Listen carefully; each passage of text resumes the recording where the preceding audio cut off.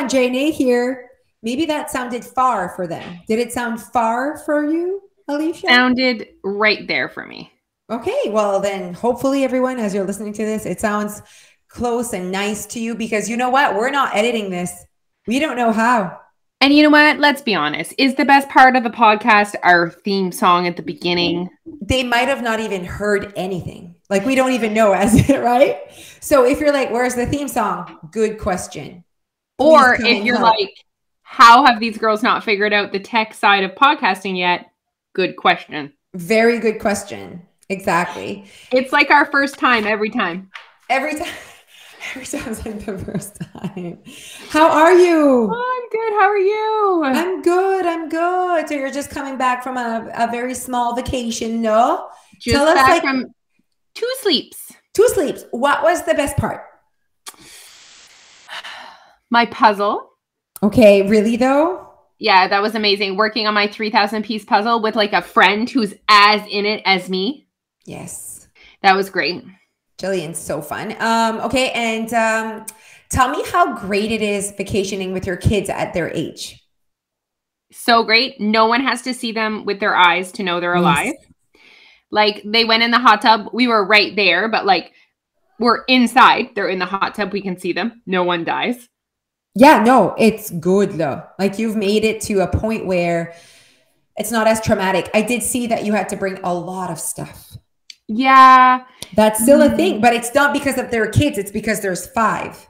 Yes. And like, because there was, for beds, we brought 3 air mattresses. So we brought bedding for 3 humans. Yeah, no, I see what you're saying. But really, at the end of the day, you know, we often blame like, oh, then we brought the kids. It's just bringing the kids is 2 more humans. Like, you know, so it's not just like the shit that comes with having a child.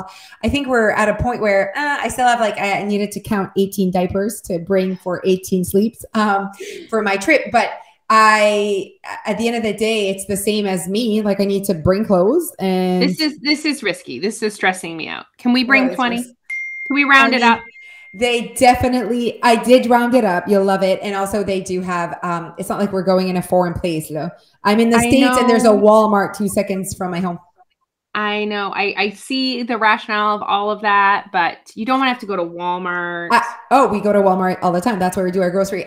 So Jeff didn't want me to bring any diapers because he's like, let's just buy a bag at Walmart so you save room, which you don't think that 20 diapers takes a lot of space. It's actually insane. Like, I put it on its own thing and it like took the space of all shoes and all. I'm like, oh my God, c'est épais. Anyways, but j'ai mâché ça par-dessus all of his clothes. I just like laid them out and I closed it and zipped it. Does everyone have like a big suitcase? No. We're trying to minimal. Like, I don't even have my own suitcase. So we share a big suitcase, Jeff and I have one side, he has one side. Yeah. Nah, I'm telling you, we're like so good with like not bringing a lot of things. So he has one side, I have one side. And then Dia has her small suitcase. That's all Dia. And she it's carry-on size. It's a big carry-on size. Just like, I think it would work, but I'm like, no, we're definitely checking that in because I don't want her carrying all of her shit around. Like, if ever she were to, I don't know, lose it or I don't know. I'm like, no. We're going to check it in. Also, I want the least amount of baggage because when we arrive there, you rent a car, no? You can't have 7 pieces of luggage and think you can all hop in. No. Yeah, we're a van and we're 6 of us. And I just saw what my mom did, where my dad has his own and my mom has her own. The biggest suitcases you've ever seen in your life. Each one. Now they are really being reasonable, where my family of 4 has 2 suitcases. You know what I mean? It's very interesting. And even so, we have a big one. I have one side. Jeff has one side. And then we have like not a carry-on size, but kind of mid-size, tu veux. And it's Noah on one side and then shoes, goggles, his friggin' floaties, like all the shit, all that stuff. No, the towels, like the not first aid, but like all the medicine. It's true. When you have little kids like that, like I'm almost past that. Do you know what I mean? Yeah. But I know I used to like always have like an Advil, a Tylenol, a Benadryl, like a thermometer, like all of it. So I bring basically all of it. Then there's all their stuff to like wash the hair, and I want to bring good products. So like Like I'm not bringing, I'm not washing my hair with anything. So I have to bring those big bottles. Like there's a lot. And then makeup. And then what if I want to straighten my hair, curl my hair? Like, so clearly I'm just going to do a bun and probably not never dry my hair, but it's still 20 days. So like, you know what? It's not like I'm just there for a week. I needed the tiniest thing ever. Just wear the same thing over and over. I could not care less. So impressed. Yeah. No, I'm not. I've done my time. When I was younger, we would go always on vacation and it was ridiculous. It's like, where was I going? A day outfit, a night outfit. I would try everything on. Right now, I'm not a priority. Just put on clothes et puis c'est succédant. I was thinking about when we go to England, I was thinking about bringing an empty suitcase for all the shopping I'm going to do. Oh, wow. That's exciting. I know. I love Primark there. If anyone is listening from the UK, you need to DM us and tell us all about your Primark experiences. It's almost worth me going to the Primark in London. It's that good. You would love it. What is it? Tell me. I'm trying to think if I could find like a comparison. Yeah, it's almost like H&M-y. The prices are so good, you just throw everything in. Oh, wow. That's exciting. Yeah. Yeah. Like I think like a brand new, like cute dress for the girls is £6. Oh, that's fun. So it's fun when it's not expensive. Yeah. And it's the girl's birthday while we're there. And Phoebe asked for her birthday to have 2 hours with my visa. That's hilarious. I think that's very reasonable. And I support her. Oh my gosh. She is so funny. Shopping to her. That's all she wants to do. Shopping and clothes. Oh my God. I love that. I went shopping with Dia. She found some cute outfits. She like showed me a TikTok of this girl that has like a matching crop top with a matching skirt. It's like an outfit, right? And I'm like, Josie, and I said, Dia, like you're 7. This girl is like 12. And I feel like there's more of that kind of stuff when you're older, like what that age than like 7. You know what I mean? Like she still takes size 7. So it's like, it's very more baby than like the little skirt. Anyways, we go to Marshall. What does she find? A friggin' cute crop with a cute little skirt with like that ties. She's like, and it's like, it was like stuck together as in like, this is an outfit. It's too much. Anyways, but the tank, so she wants it tight and the top was just too big. It was like I think the style was supposed to be flowy, but she did not enjoy that. So it's at my grandmother's right now, trying to reconstruct it to be tight, to be worn on a tight body. Serious. But yeah, no. So I have definitely started. All that's missing is my workout clothes. I'm just like letting time pass. So I need to work out until I leave. And then I'm just going to it's so small, right? I just do this. Je roule comme ça, là. So it's all like packed perfectly. Yeah, rolling. Rolling is like next level. Oh yeah. When Neil and I were traveling around Europe, we each had a backpack with everything we owned. So rolling, like Neil knows all the tricks. Shove your socks in your shoes, right? Yes, so it saves it. Absolutely. I put tons of, I had like a tiny backpack for Dia. Like there's also those things, right? Like she has a big backpack to be in the plane, but like she likes to have a small backpack when we go to Disney or whatever. Like that's just like more shit to bring, like more so shit. Much. And then I didn't even think of like it being cold. This is only if it's nice weather. It cannot rain or go below 10 degrees. Exactly. So I'm like, oh, how am I going to work out in my like tank top and or just my bra and my pants? So now I need to think of like shirts. You might need just like one shirt. Yeah, exactly. I just wash it. Yeah. Or not. It's not like you sweat. It's fine. That could not be more sarcastic. I'm actually jealous of your sweating. Of my sweating. My sweating's pretty intense. Okay. Well, okay. Today we want to talk a mix of things. It's almost like consistency mixed with motivation, mixed with getting back on track. You know, those 3 things really, those 3 words or discussions, conversations are often obviously a part of not your weight loss, but as in a part of weight loss, a part of trying to lose weight, of a weight loss journey. Yeah. And we sometimes see it. We see people saying, okay, this is it. It's like Monday or March 1st or after your vacation or whatever. And it's like, this is it. This time is it. I'm getting back on track. Right. And for me, so let's think of someone that's like, I can never stay consistent. So that's something that we definitely hear a lot of, like someone that can say, or that says, you know, I'm always good for 2-3 weeks. And then I lose steam. I lose motivation. I lose, you know, any type of consistency I'm struggling with. And I think it's one of the top questions we get, how to stay consistent, because it's definitely something that people value in weight loss. And so if you're watching other people and you're like, what's your secret? It's often like, I'm just being consistent. And you're like, okay, how can I be more consistent? You know, because you see it. You see that I am successful. So AKA I'm losing weight. And then all of a sudden something happens. So I want to talk about that. Something happens that you do not know why, when, where, what, but something happens. And then maybe 2 weeks later, a month later, months later, you recognize that you're off track, or you've gained the weight back, or you did not stay consistent. So let's talk about that moment where it all goes to shit.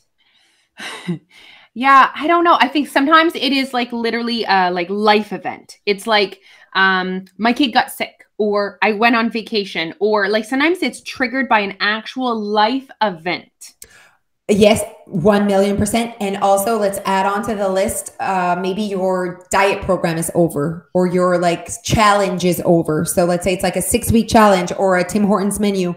Or you're done recording a documentary. Exactly. So for us, like honestly, for me, that was like a moment where I did not recognize while I was doing the documentary that clearly I was doing things that on top of me missing my date night, there was other things that I had not recognized that was happening while I was doing the documentary, that I only recognized a few days after we were done in my behavior. It's like, why am I behaving this way? So if it is your vacation and you're back from vacation and you are a total disaster of getting back on track, that's a message. Like you need to look into that, right? And you need to like check into that behavior. So that's what we want to like create awareness around today.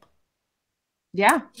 So basically, I feel like I want to say this like straight up, basically. Okay. If you cannot be consistent with a certain lifestyle, whether it's, okay, with this lifestyle, I'm successful. I go to the gym 5 times a week. I don't eat at night.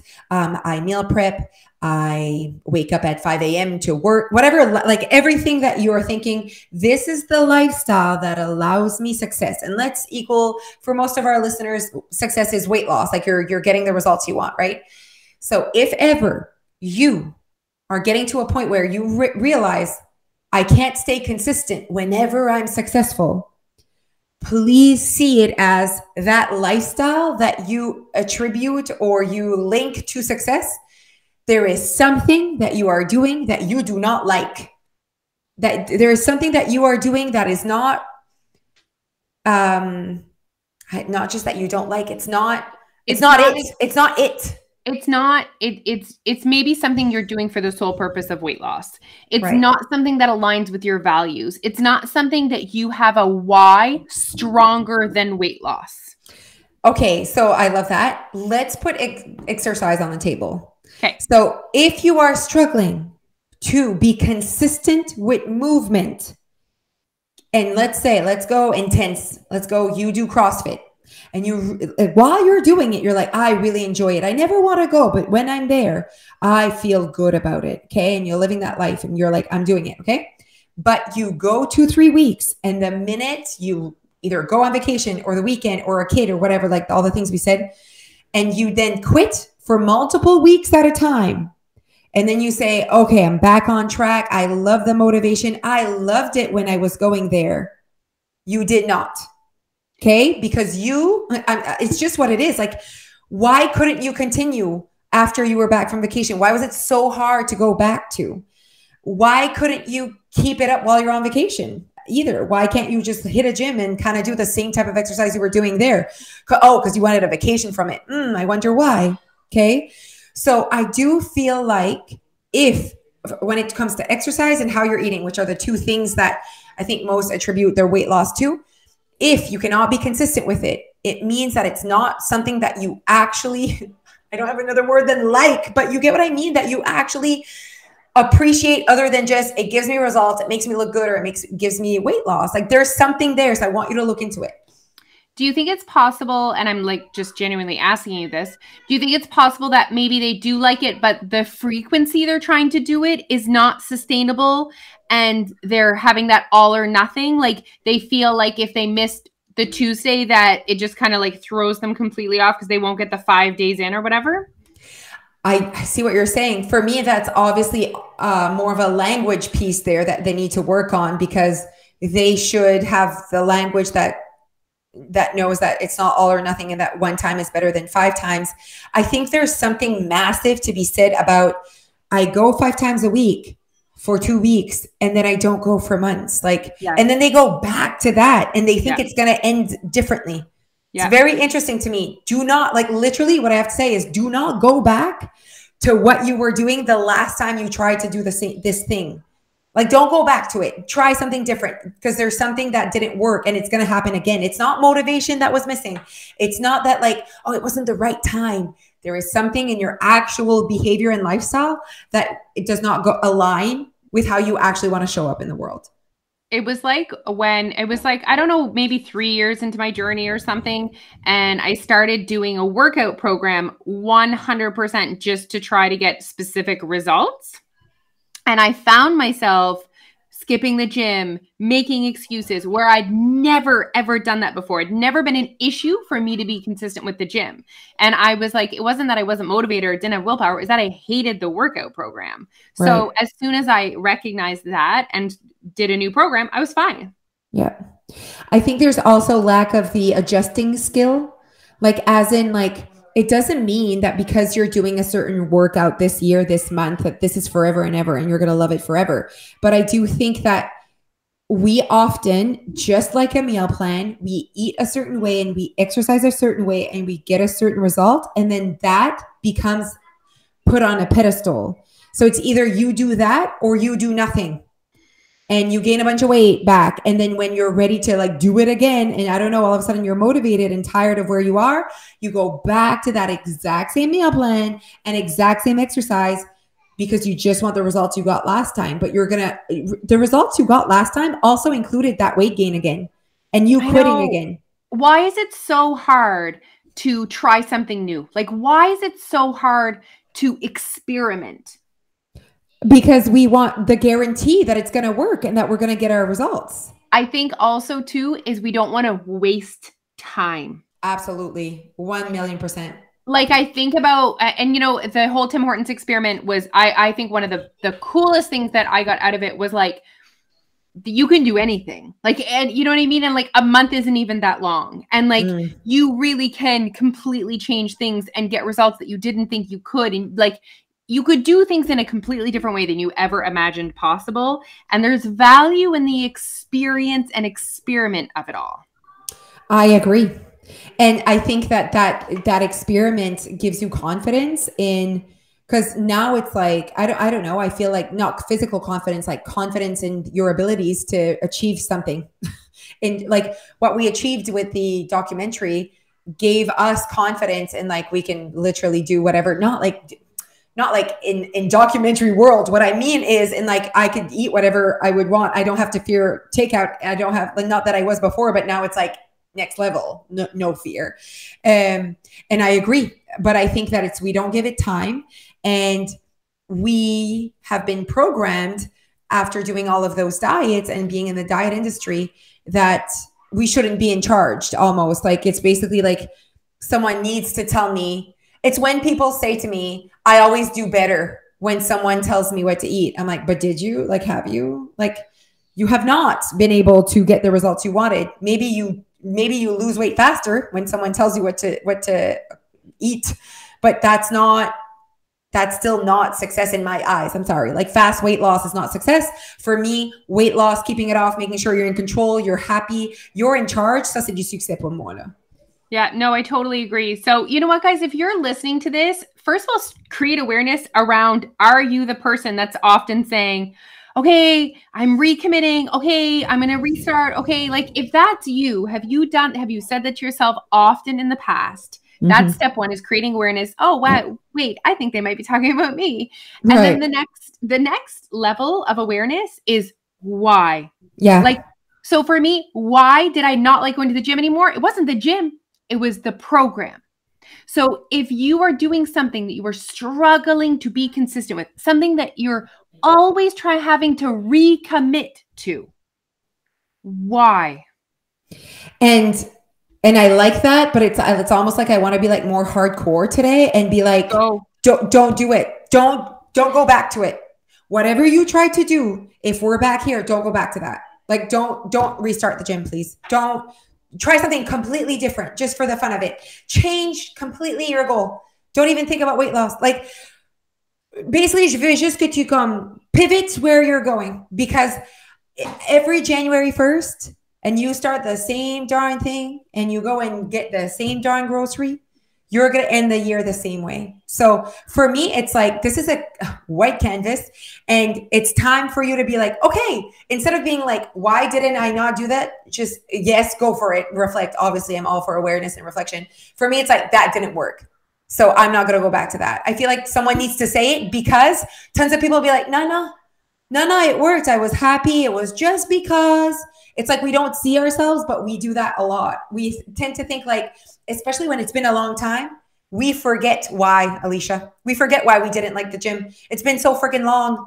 So for me, it's like, if you're ready to recommit, as you say, do not go back to what you did last time, because it did not work. So what I think that you need to do, though, is it's like adjust what you did last time. And I think the first part would be adjusting why. So I would even like, listen, someone could have like joined your weight loss and it didn't work, right? The thing is, though, and I'm not like, don't go back to your weight loss. What I'm saying is, don't go back to those goals. You clearly put yourself on your own diet when you did it the first time. And you something you did and something you thought didn't work out for you, you know? Yeah. And I've even said that to people that were at your weight loss, lost a ton of weight, and they're like, oh my God, your weight loss is amazing, whatever. And then they stop and then they gain the weight back. That happens at your weight loss as well. Like, let's not hide it. That happens at your weight loss. Yeah. And I remember them reaching out to me and being like, I know that this, and this, they basically wanted to repeat exactly how they had used your weight loss the first time, the tools they had used, they wanted the exact repetition, basically copy paste. And I was like, absolutely not. You are going to come back, but you're going to work on different things. I remember this person saying like, I need to go get weight at the location. I was like, absolutely not. We've been open for a year. You haven't come. So clearly it wasn't magic. Clearly you had the decision to come and you didn't. When you were coming, but when I was going, yes, when you were going, but you didn't keep coming. There's something there. There's a reason you didn't keep coming, because you didn't have the language inside your head to say, there's no magic in that building. I need to work. You know what I mean? So I'm like, you're going to focus on different things. You're going to listen to videos more. You're going to weigh yourself at home more, maybe. And you're going to have those reflections. You're going to do the reflection sheets. So you're going to use the program differently this time. Do not copy paste it, because we're going to end up at the same freaking spot. Yeah. Right. Just don't copy paste. And you know, there's certain things, guys, that we always seem to go back to when we're trying to lose weight, because that's what we think is magical. Like counting calories. Okay, right. That's it. I'm going back to counting calories. Why did you stop? You stopped because it's hard. You stopped because it's annoying. You stopped because it's difficult. Yes. So let's stop doing that. Let's figure out a way to do it without, you know? But you get so blinded. I know. You get so blinded by the results that it gave you that one time.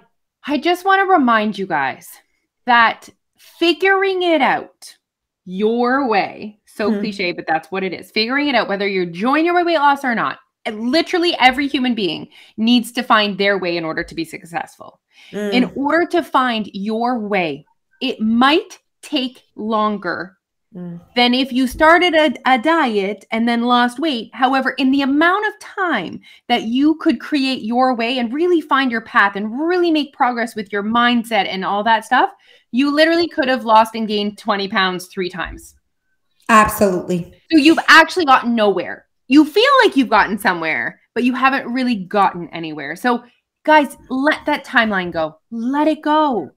And a part of the results and success is longevity. It's like how long. So it's interesting to me, because it's like, when I did that, I lost 50 pounds. Yeah, but when you did that, you lost 50 pounds and gained 50 pounds. That's what happened when you did that. And I think we're like stopping at when the weight loss and we're like, that's what it did. No, it did whatever until today. That's where you're at. So let's always include the rest of the story when you're looking at what worked and didn't. And for me, it's just do not copy paste. You will have to do some things differently. So I think it's maybe the copy pasting I want to really put out there. Yeah. It's just, I think that's mostly it. It doesn't mean there are things that were completely wrong, but you cannot copy paste. It will not go well. I agree. Let's not copy paste. Let's not copy paste. And I think so for me, not copy pasting and adjusting the overall why we're doing it. So I did a live the other day and I said, let me remind you of the 2 reasons why you're at your weight loss: to learn a new language and to create self-awareness. No one talked about weight loss. You are here for 2 reasons. 1, to learn a new language, and 2, to create self-awareness. These are the 2 reasons why you're here. Doing those 2 things that we are very good at teaching you will allow you weight loss. But you're not here for weight loss. You're here for those 2 things that will lead you to your path to losing whatever weight. And I said, I want you to realize that you do not know today a number. You don't know, I want to lose 50 pounds.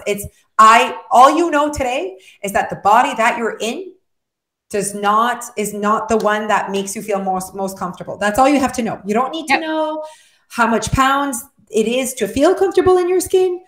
All that's important for today is that you know that your current body does not make you feel at your full potential, and you're not comfortable in your current body. That's all. Because often we think we will only be comfortable 50 pounds lighter. It could be literally 17 pounds. Right?